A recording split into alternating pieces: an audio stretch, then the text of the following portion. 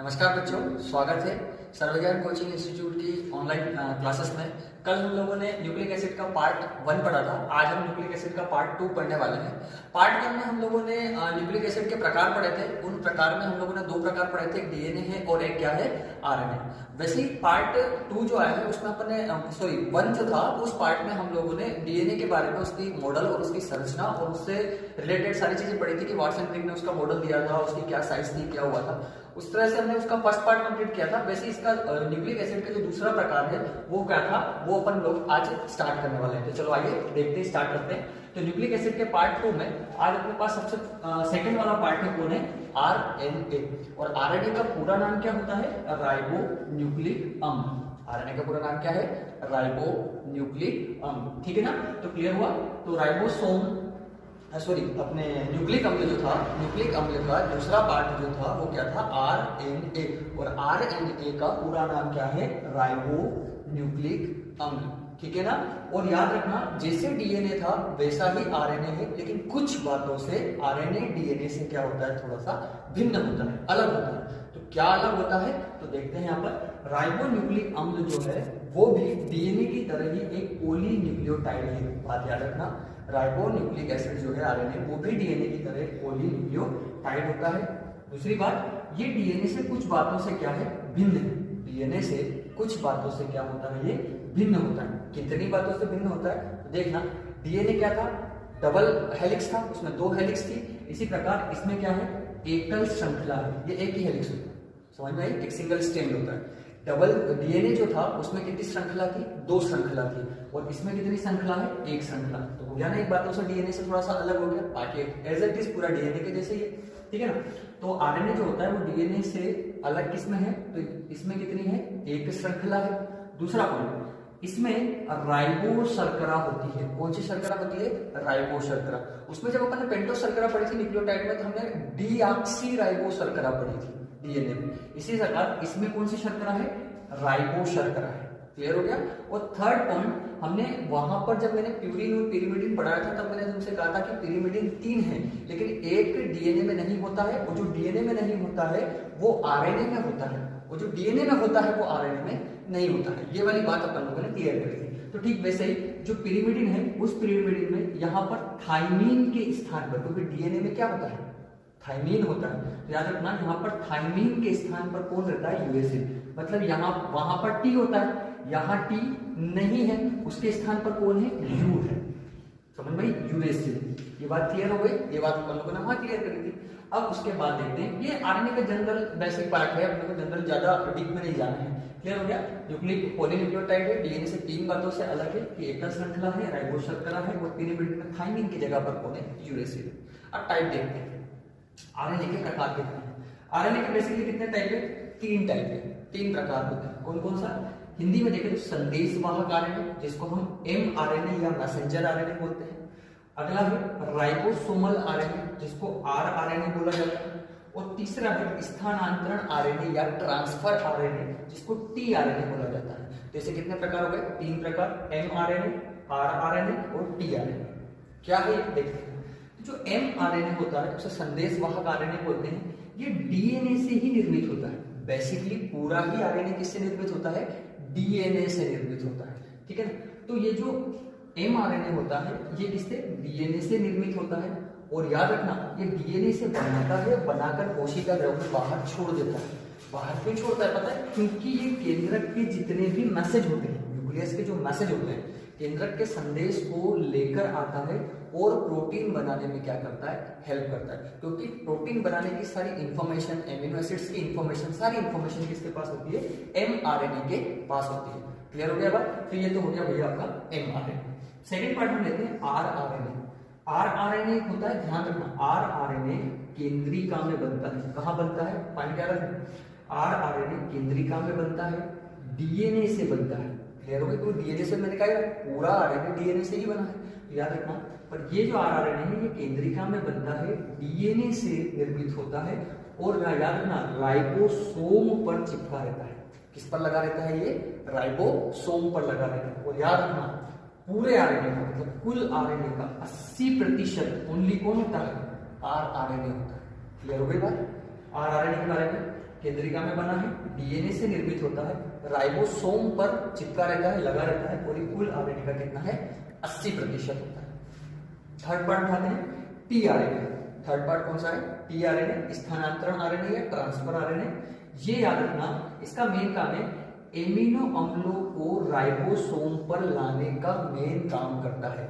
जो कोशिका द्रव में अलग अलग प्रकार से जो भी प्रोटीन्स के मतलब अपघटन के बाद जो एमिनो एसिड्स होते हैं, ठीक है, उन एमिनो एसिड्स को लेकर आता है हर जगह से उठाकर, और किसके पास लेकर आता है? राइबोसोम के पास। और राइबोसोम के पास लाकर उन्हें प्रोटीन बनाने में हेल्प करता है, क्योंकि प्रोटीन बनाने के लिए 20 एमिनो एसिड्स का एक साथ होना बहुत जरूरी होता है। तो उन एमिनो एसिड्स को इकट्ठा करके लाने का काम कौन करता है? टीआरएनए। ट्रांसफरिंग का काम करेगा ये, ठीक है। तो हम लोगों ने टीआरएनए क्लियर हो गया, स्थानांतरण आरएनए जो कि एमिनो एसिड्स को राइबोसोम पर लाने का काम करेगा, और ये बहुत छोटा, सबसे छोटा आरएनए होता है। अब कुछ और बातें हम लोग देखते हैं। चलो देखो, इसने क्या बोला, जो कि अभी मैं तुम लोगों को बता भी चुका हूं कि आरएनए डीएनए से निर्मित होता है और केंद्रिका में क्या रहता है? संचित रहता है। ये बात याद रखना, आरएनए जो होता है वो किससे बना होता है? डीएनए से बना होता है, और किसमें संचित रहता है? केंद्रिका में संचित रहता है। बात क्लियर हो गई। अब उसके बाद देखना आरएनए का मेन काम क्या है। बोलते आ रहे हैं हर एक पार्ट में प्रोटीन बनाने में हेल्प करेगा, प्रोटीन बनाने में हेल्प करेगा। तो सबसे मेन काम क्या हुआ इसका? प्रोटीन संश्लेषण में सहायक होना, ठीक है ना। किसमें सहायता करना? प्रोटीन के संश्लेषण में सहायता करना। और एक और काम है इसका, कुछ पादप विषाणुओं और जीवाणु भोजियों में, कुछ पादप विषाणु जो प्लांट वायरस होते हैं उनमें, और बैक्टीरियोफेज जीवाणु भोजी जो होते हैं उनमें आनुवांशिक सूचना वाहक का कार्य भी करता है।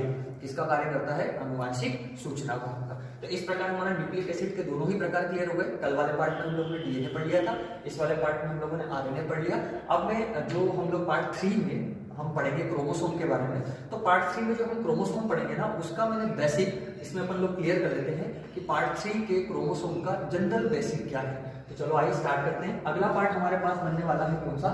गुणसूत्र या क्रोमोसोम। अब गुणसूत्र और क्रोमोसोम का ओनली इस पार्ट में आपको बेसिक बताऊंगा। इसका पार्ट 3 जो आएगा उसमें क्रोमोसोम का पूरा स्ट्रक्चर पूरा मतलब एक्सप्लेन किया हुआ होगा, ठीक है ना।